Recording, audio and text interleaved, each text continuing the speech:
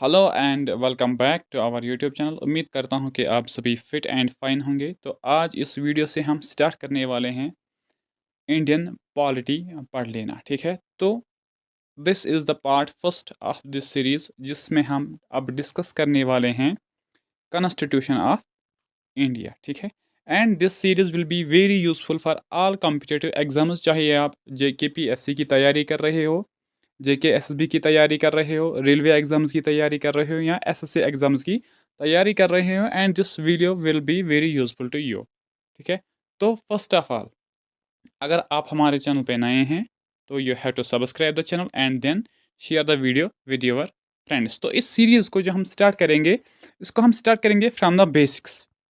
From the basics का मतलब क्या है? यहाँ पे हम स्टार्ट करेंगे, पहले हम जानेंगे कि हर किसी चीज़ के बारे में। Thereafter we are going to move towards advanced level. तो आपको ये वीडियो पूरा देखना है and you have to share the video with your friends. तो let us start the class.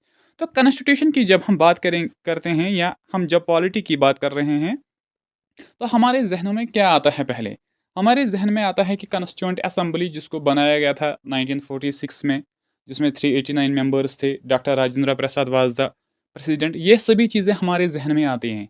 और कॉन्स्टिट्यूशन बनाया गया था, ये चीज़ें जिसको 2 years 11 months and 18 days complete होने में लगे हैं। लेकिन बेसिक जो है हमारा, वो हमें पता नहीं होता है। ठीक है, दिस इज़ द रियलिटी। क्योंकि अब competition day to day increase होता जा रहा है। तो अब चाहे SSB का एग्ज़ाम हो, SSC का हो, वो अब बेसिक्स से ही सबसे ज़्यादा प्रेफरेंस देता है कि बच्चे ने किस तरह प्रेपरेशन स्टार्ट की है। वो आज वो अब मेजर फैक्ट्स की ओर नहीं जाता है। ठीक है, तो first of all you have to study from the basics. Then within time हम MCQs भी डिस्कस करेंगे, फैक्चुअल पॉइंट्स भी आपके साथ शेयर करेंगे। ठीक है, लेकिन फर्स्ट ऑफ ऑल आपको अपने बेसिक्स कंसेप्ट्स क्लियर करने हैं, स्ट्रांग करने हैं, सो डैट कि अगर क्वेश्चन किसी तरह भी एग्जामिनर बना सकता है क्या, तो you will answer the question in the examination. तो फर्स्ट थिंग जो हम देखेंगे आज, we will discuss about the constitution. Constitution है क्या, ये किस चीज़ का नाम है? ठीक है, तो फर्स्ट थिंग जो हमें देखना है, basically constitution is a rule book.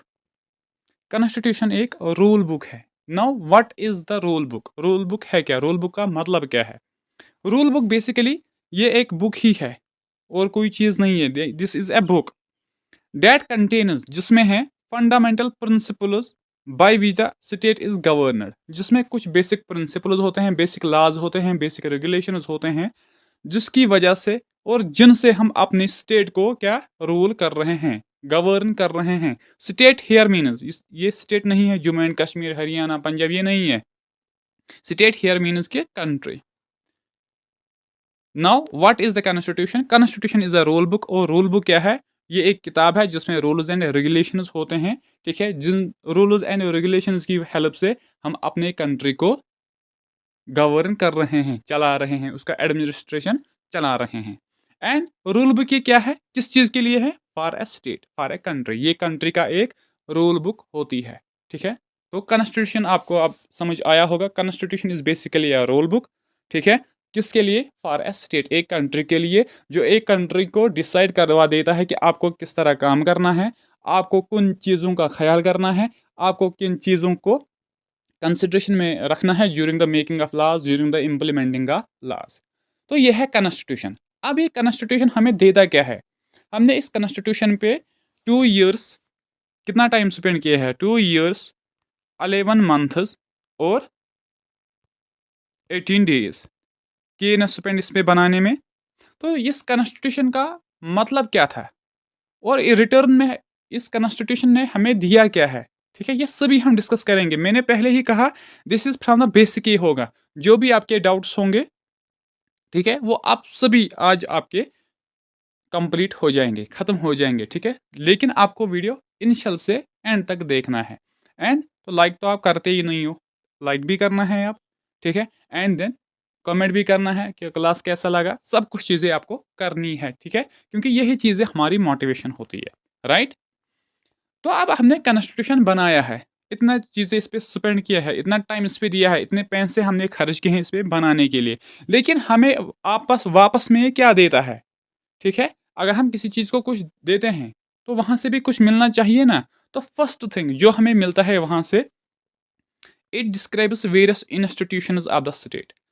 First thing जो कॉन्स्टिट्यूशन हमें प्रोवाइड कर देता है, ये डिफाइन कर देता है कि different institutions, institutions here means not the schools, institutions means the arms of government, arms of government, ठीक है।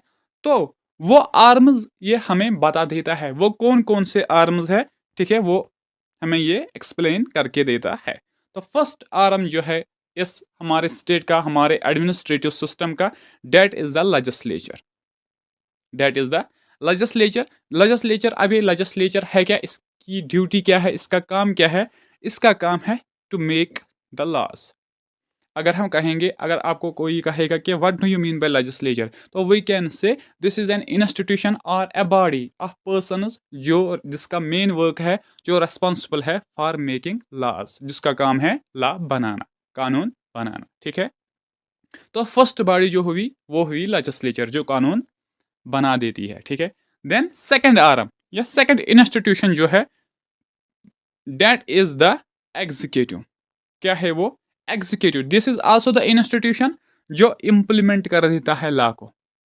लॉ लेजिस्लेचर ने बना लिया है, लेकिन अब ये इंप्लीमेंट में वर्केबल बनाना है, एनफोर्स करना है या एनफोर्स करवाना है, तो जो इंस्टीट्यूशन इसके साथ रिलेटेड है, that is the executive, that is the executive. इसमें सभी आते हैं, कौन से? हमारे सिविल सर्वेंट्स भी, सिविल सर्वेंट्स, ठीक है, IAS IPS, सभी इसमें इंक्लूड हो जाते हैं, ठीक है। And the third institution according to constitution is judiciary. अब ये जुडिशरी क्यों ज़रूरी है, किस चीज़ के लिए ज़रूरी है? तो कॉन्स्टिट्यूशन ने ये भी डिफाइन किया है, जुडिशरी इंटरप्रेट्स लॉ।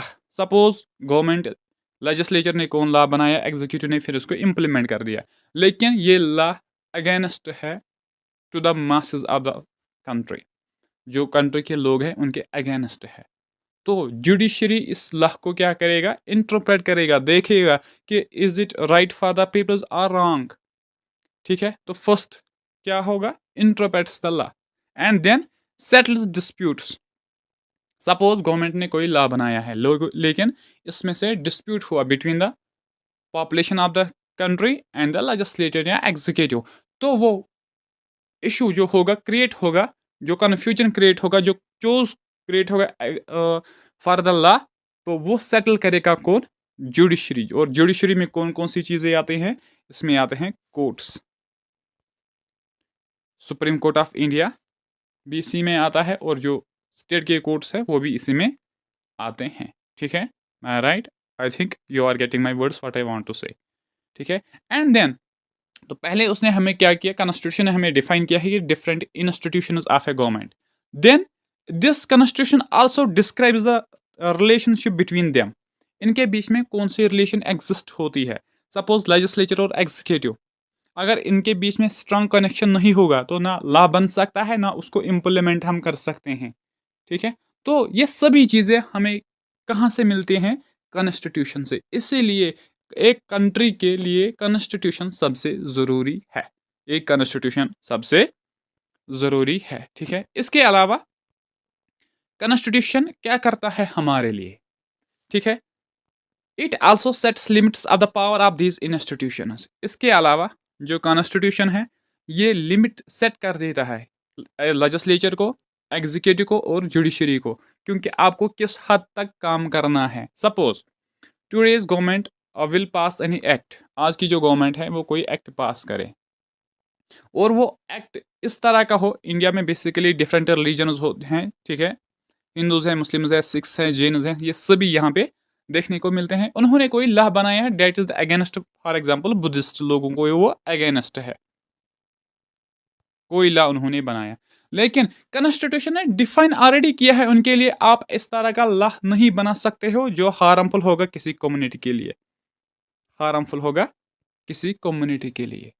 तो डैट मीन्स कि ये जो कॉन्स्टिट्यूशन है उसने नज़र रखी है एडमिनिस्ट्रेशन पे, गवर्नमेंट पे, आर्म्स ऑफ गवर्नमेंट पे, हमें हक दिया है कि आप इस चीज़ के अगेंस्ट खड़ा हो सकते हो, right to express, right to form associations against any जो हमारे साथ गलत होगा हम एसोसिएशंस बना सकते हैं, उसको अगेंस्ट हो सकते हैं। तो ये सभी चीज़ें कॉन्स्टिट्यूशन ने हमें प्रोवाइड किए हैं, ठीक है।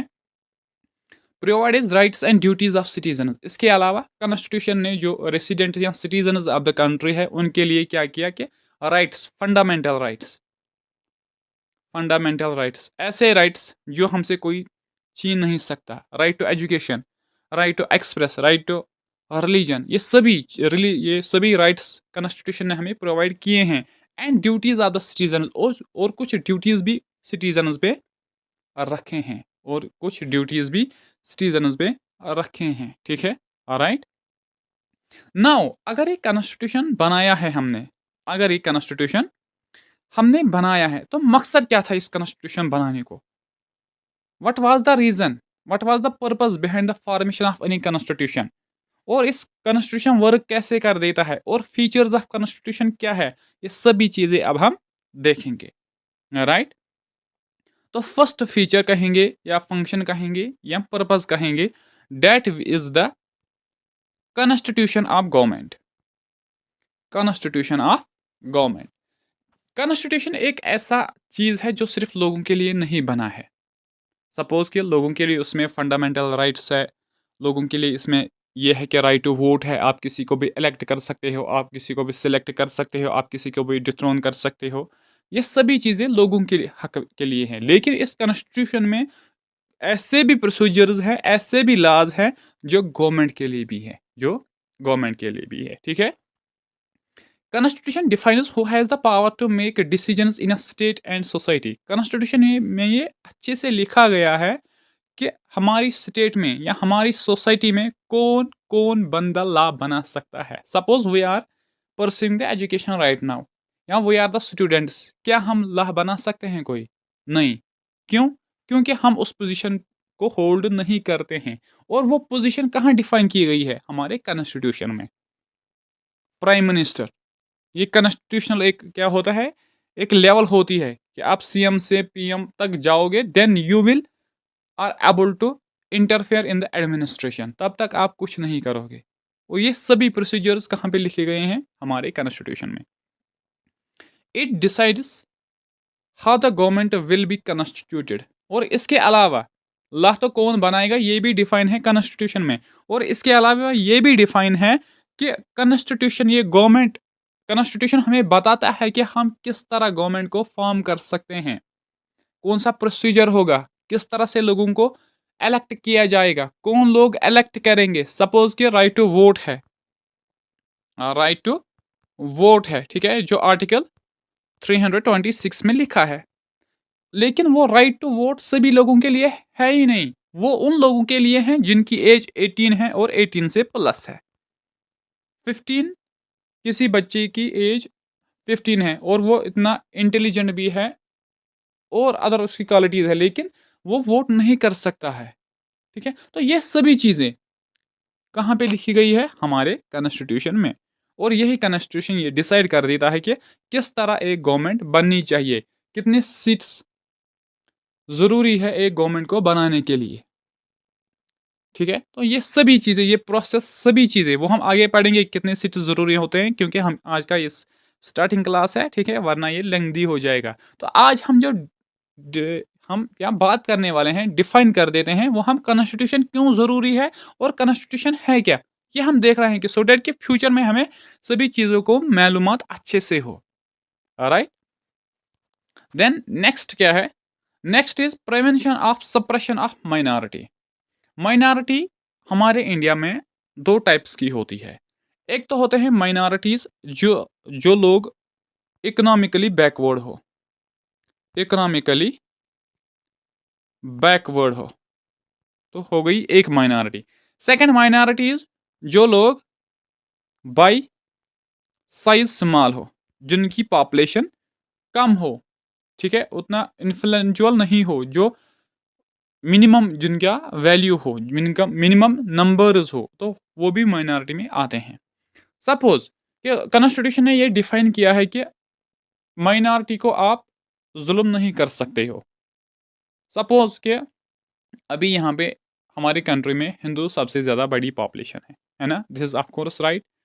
तो हम उन हिंदूज को बचने के लिए जो भी बाकी माइनॉरिटीज लोग हैं, कॉन्स्टिट्यूशन ने ये लॉज डिफाइन किए हैं कि आप माइनॉरिटी को परेशान नहीं कर सकते, आप उनको उनके लिए प्रॉब्लम्स क्रिएट नहीं कर सकते हैं। ठीक है, तो डैट मीन्स कि कॉन्स्टिट्यूशन हमें प्रिवेंशन प्रोटेक्शन प्रोवाइड कर देता है अगेंस्ट द जो भी रूलिंग क्लासेस है या मेजॉरिटी पॉपुलेशन है, उनको क्या कर देता है, उनको जो माइनॉरिटीज है उनको मेजॉरिटी पॉपुलेशन से रोक देता है, बचा देता है। राइट, ठीक है। The constitution establish role in safeguarding the against the misuse of power by a dominant group towards less powerful individual और ग्रुप्स। कॉन्स्टिट्यूशन ने क्या किया है, ये एक मेजर रोल प्ले कर देता है इन द सेफगार्डिंग, बचाने के लिए against the misuse of power. जो मेजर ग्रुप होगा उनके पास जो पावर्स होंगे, ठीक है, तो उस डोमिनेंट ग्रुप को क्या करता है वो, कि उसके नीचे जो क्लास रहते हैं उनको बचाया जाता है। लेकिन ये सभी चीज़ें कहाँ पे, कॉन्स्टिट्यूशन में लिखे गए हैं। राइट, तो नेक्स्ट क्या है, next is limitations on the power of the government. Constitution ने गवर्नमेंट के भी कुछ लिमिट्स फिक्स किए हैं। ठीक है, constitution set some limits on what a government can impose to its citizens. अगर ऐसा नहीं होता तो फिर क्या होता कि जो भी मेजॉरिटी पार्टी होगी या गवर्नमेंट जो पार्टी बनाती है वो अपने हिसाब से अपने हिसाब से रूल्स एंड रेगुलेशंस फॉर्म कर देते थे। लेकिन नहीं, कॉन्स्टिट्यूशन ने उनको भी क्या रोक के रखा है कि आपको किस तरह हुकूमत करनी है, किस तरह लॉज आपको बनाने हैं, कि वो किसी भी सेक्शन ऑफ द सोसाइटी को हार्मफुल नहीं रहने चाहिए। These limits are fundamental in the sense that government may never trespass them। और वो जो उन्होंने रिस्ट्रिक्शंस लगाई है गवर्नमेंट पे कॉन्स्टिट्यूशन ने, ठीक है, वो फंडामेंटल है, वो कोई चेंज नहीं कर सकता, गवर्नमेंट उनको ट्रीपास नहीं कर सकता, उनको वो बाउंड्री वो क्रॉस नहीं कर सकते हैं। तो डैट मीन्स कि कॉन्स्टिट्यूशन हम आम लोगों को बचा देता है from the tyranny of the government. क्योंकि अगर गवर्नमेंट के पास फुल पावर्स होते, अगर गवर्नमेंट के पास फुल पावर्स होते, फिर वो चाहते हैं कि हमें इस हिसाब से चलना है, और फिर वो जो स्मॉल सेक्शन ज़्यादा सोसाइटी है या जो उनके लिए वैल्यूएबल नहीं है उनके अगेंस्ट सब चीज़ें कर देंगे। लेकिन नहीं, कॉन्स्टिट्यूशन ने ऐसा पहले ही बना के रखा है कि नहीं, जो भी गवर्नमेंट हो उसकी पावर्स लिमिटेड रहनी चाहिए। लिमिटेड इन द सेंस कि वो किसी सेक्शन को डिसहार्म नहीं करना चाहिए। ठीक है, right. And next is aspirations. It enables the government to fulfill the aspirations of the society and create the conditions for the just society। Constitution में ये भी लिखा गया है कि aspirations here means what? Aspirations here means कि जो भी well doings है वो एक गवर्नमेंट को करने हैं फॉर द सोसाइटी। जो भी विशेज, जो भी एस्पायरेशंस हैं एक सोसाइटी की, वो गवर्नमेंट को पूरा करना ही है। सपोज कि unemployment is right now at peak, तो ये गवर्नमेंट की ड्यूटी है, उसको ये अनएम्प्लॉयमेंट डिक्रीज़ करना है। चाहे वो कुछ स्कीम्स लेके आए, चाहे वो जॉब प्रोवाइड करें, चाहे वो प्राइवेट सेक्टर में अनएम्प्लॉयड यूथ को क्या करें, जॉब प्रोवाइड करें। तो ये गवर्नमेंट को क्या करना है कि उसको स्टेप्स उठाने हैं, किस चीज़ के लिए, इन एस्पिरेशंस ऑफ द सोसाइटीज को कंप्लीट करने हैं, और उसको एक इम्पॉर्टेंट रोल प्ले करना है in making for a just society. एक अच्छी सोसाइटी बनाने के लिए गवर्नमेंट को एक डोमिनेंट मेजर रोल करना पड़ेगा। ठीक है, तो ये सभी चीज़ें कहाँ लिखी गई है, हमारे कॉन्स्टिट्यूशन में। राइट, तो नेक्स्ट हम क्यों कहते हैं कि हमारा कॉन्स्टिट्यूशन हमारे लिए ज़रूरी है, तो ये सभी फैक्टर्स है। अगर कॉन्स्टिट्यूशन नहीं होता तो जो मेजॉरिटी पार्टी होती या गवर्नमेंट जो पार्टी बना देती, वो क्या कर देती, मिसयूज़ कर देती अपनी पावर को, लोगों को परेशान करने में कोई कसर नहीं छोड़ देती वो। ठीक है, right. Safe guard against the misuse of power. Safe guard against the misuse of power.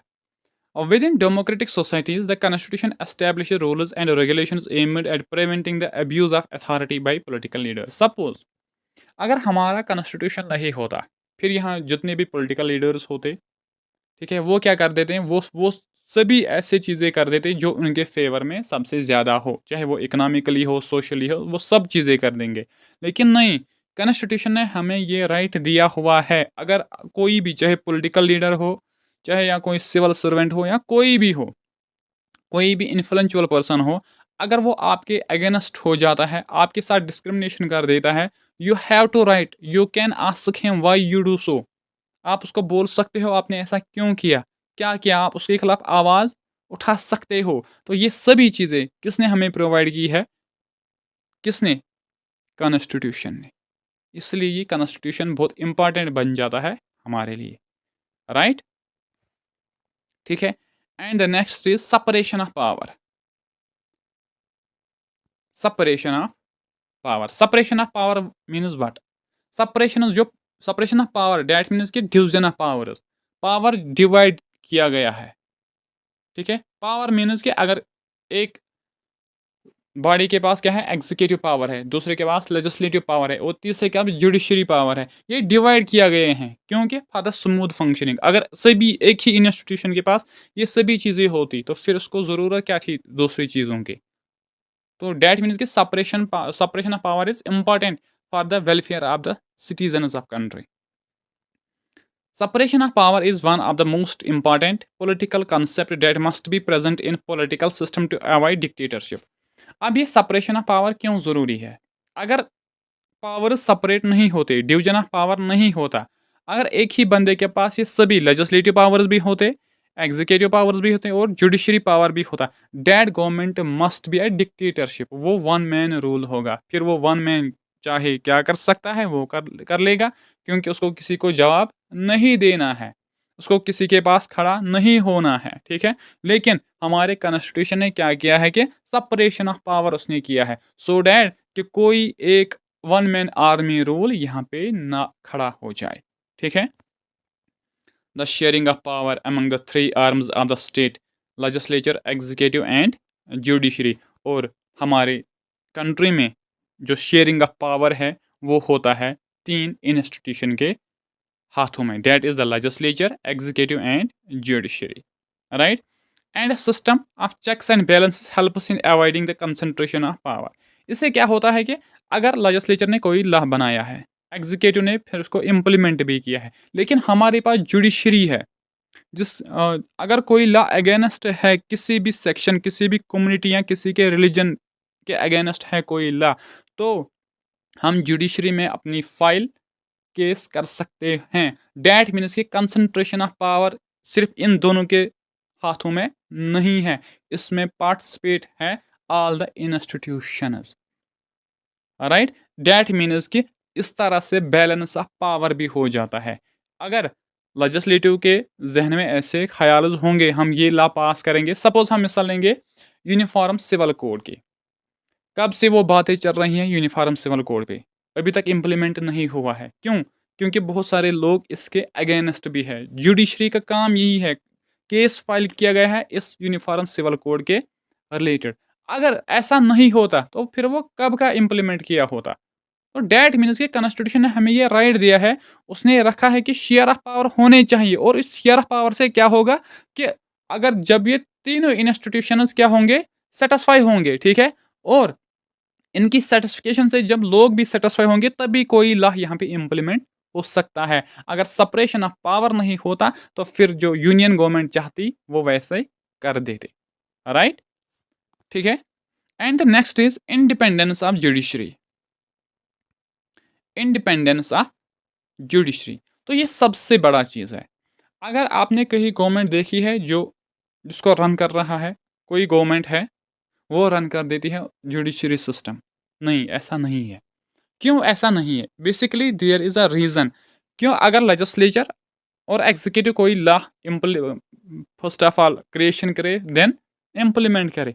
अगर लोगों के लिए वो ठीक नहीं है तो वो जुडिशरी ही जा सकती है, and judiciary is that body जो इंडिपेंडेंट है, जो इनके कंट्रोल के अंडर नहीं है। वहाँ लोग जा सकते हैं, उसके खिलाफ आवाज़ उठा सकते हैं, and they will get what they deserve. अगर वो सही है तो उसको वहीं पे स्क्रैप किया जाएगा, अगर वो लॉ गलत है तो उसको स्क्रैप किया जाएगा, अगर वो लॉ सही होगा देन इसको इम्प्लीमेंट किया जाएगा। Any constitution that wants to safeguard its citizens' rights must protect and ensure the independence of judiciary. अगर किसी के भी कंट्री के जो सिटीजन्स होंगे, अगर वो कंट्री चाहती है, वो गवर्नमेंट चाहती है कि हमारे सिटीजन्स के राइट्स प्रॉपर रहें, उनके साथ कोई डिस्टर्बेंस नहीं क्रिएट की जाएगी, कोई प्रॉब्लम्स क्रिएट नहीं की जाएगी, तो then it is mandatory for the government judiciary को हमें इंडिपेंडेंट रखना है। इससे क्या होगा, जब हम जुडिशरी को इंडिपेंडेंट रखते हैं तो वो अच्छे से इंटरप्रेट कर सकता है लॉज को, क्योंकि उसको इन्फ्लुएंस नहीं होगा, ऊपर से गवर्नमेंट का प्रेशर नहीं होगा, and the judiciary will be independent free, वो कोई भी डिसीजन ले सकती है। राइट, ठीक है, राइट। देन नेक्स्ट चीज़ जो हमने कॉन्स्टिट्यूशन ने जो हमें प्रोवाइड किया है, that is the representation of the people in the government. लोगों का सबसे बड़ा हाथ किस में, गवर्नमेंट फॉर्मेशन करने में। ये राइट हमने किसने दिया है, कॉन्स्टिट्यूशन ऑफ इंडिया ने, through the right to vote, right to vote, ठीक है। तो राइट टू वोट हमारे लिए एक यूज़फुल इक्विपमेंट है, हमारे लिए एक यूज़फुल इक्विपमेंट है, जिसकी वजह से हम क्या कर सकते हैं, उन लोगों को हम एलेक्ट कर सकते हैं जो हमें लगे कि ये हमारे लिए वर्क करे honestly and hardly and for the welfare. Right, the constitution of India provides complete opportunity to citizens to elect their representatives freely. First, अब जो कॉन्स्टिट्यूशन ने हमने अपॉर्चुनिटी प्रोवाइड की है, डैट इज कि we can elect our representatives without any doubts, we can elect them on our personal choices.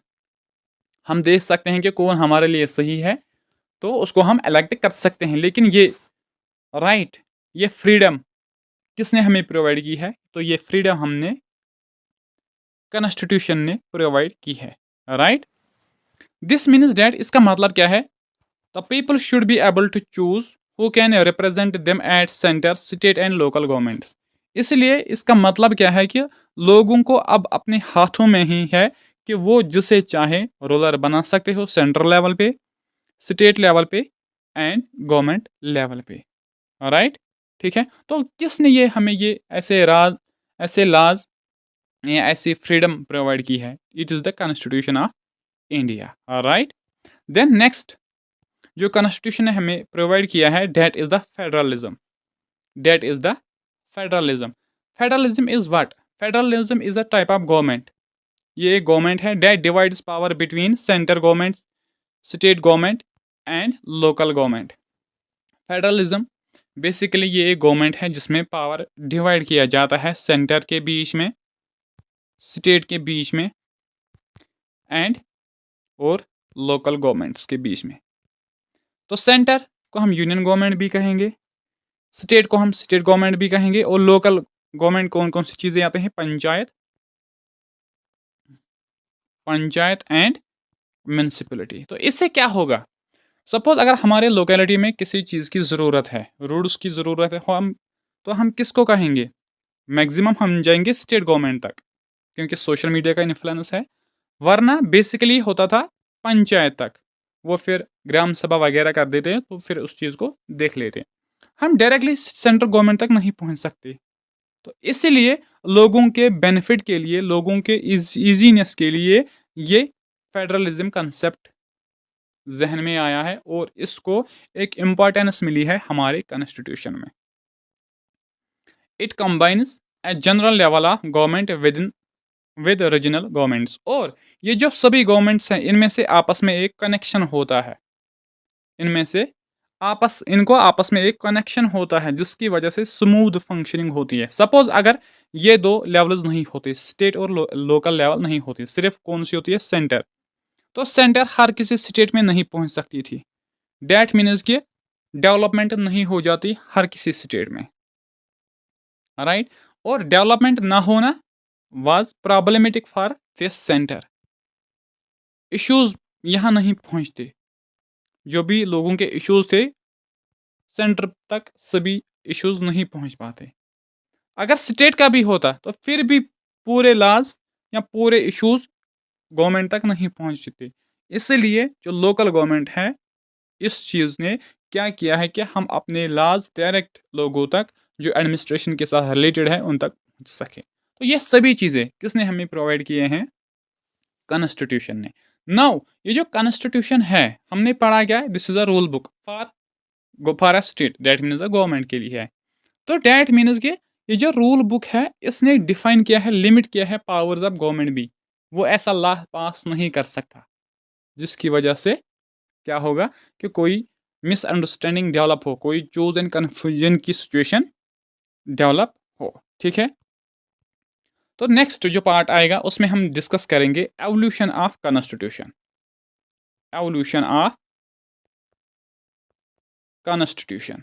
उसमें हम देखेंगे कि कॉन्स्टिट्यूशन कैसे इवॉल्व हुआ, कौन-कौन से मेजरली ये ड्यूरिंग द ब्रिटिश रूल जो भी लॉज़ रेगुलेटिंग एक्ट ऑफ 1773 था, या एक्ट ऑफ सेटलमेंट था, या बाकी चार्टर एक्ट्स थे, या इंडियन काउंसिल्स एक्ट थे, वही बेस बनी इस कॉन्स्टिट्यूशन की। तो नेक्स्ट वीडियो में हम उन्हीं को डिस्कस करेंगे, ठीक है? तो I hope this is all about today's class, and this is the part first. Second में हम डिस्कस करेंगे evolution of constitution. I hope if you are new to our channel, you will first subscribe our YouTube channel and then share the video with your friends, and the most important thing आपको करना क्या है, video को basic से start से देखना है till end, ठीक है? And you have to support, आपको वीडियो को शेयर करना ही करना है, एंड लाइक तो आप करते नहीं हैं, वो भी करनी है, कमेंट करना है, जो भी आपकी राय होगी, that will be very useful to us. तो thank you so much, have a nice day.